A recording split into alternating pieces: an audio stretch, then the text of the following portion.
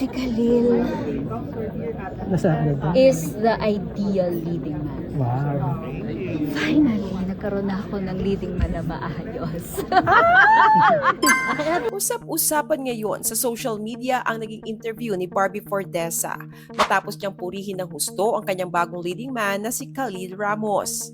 Sa interview para sa promotion ng kanilang pelikulang Saving Cherry, sinabi ni Barbie na si Khalil ang kanyang ideal leading man.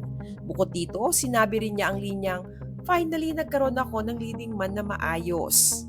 Si Khalil Nasa ano ba? is the ideal leading man. Wow. Finally, nagkaroon na ako ng leading man na maayos. Hindi ako kasi Brilliant actor. Ibabalik ko sa kanya, he is also an actor's actor. I love working with actors who also love what they do, who understand what they're doing, why they're here, and who is just as hungry, 'di ba? To do good, to be good. Yung napaka-professional, napaka-gentleman. Lagi kong sinasabi kay Gabi na oo, at Kaya maraming 9 years. salamat.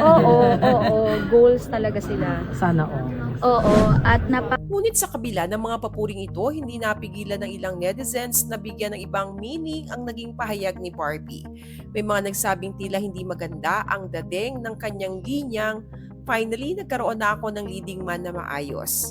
Dahil para sa kanila, maaaring ipakahulugan itong tila ikinumpara o hindi nabigyan ng pagkilala ang kanyang mga nakatrabahong leading men noon. Isa sa mga madalas mabanggit ng netizens ay si David Licauco, ang kanyang ka-love team sa Tambalang Barda na naging malaking bahagi ng ilan sa kanyang pinakamatagumpay na project sa TV. May ilan din nagsabing maaaring makadama ng panghihinayang ang iba pa niyang dating leading men dahil sa paraan ng pagkakapitil ng naturang pahayag. Gayunpaman, wala namang direktang binanggit si Barbie na pangalan ng sinuman at wala rin siyang sinabi na may intensyon siyang maliitin o insultuhin ang kanyang mga naging leading men. Ang mga interpretasyong ito ay nagmula lamang sa mga reaksyon at opinyon ng ilang netizens. Sa ngayon, wala pang inilalabas na pahayag si Barbie, David o ang kanilang kampo kaugnay ng isyong ito. Sa inyong palagay, na-misinterpret lang ba ng publiko ang sinabi ni Barbie? O gets nyo kung bakit may ilang netizens na nakaramdam na tila may patama ang kanyang naging pahayag? Share your comments below.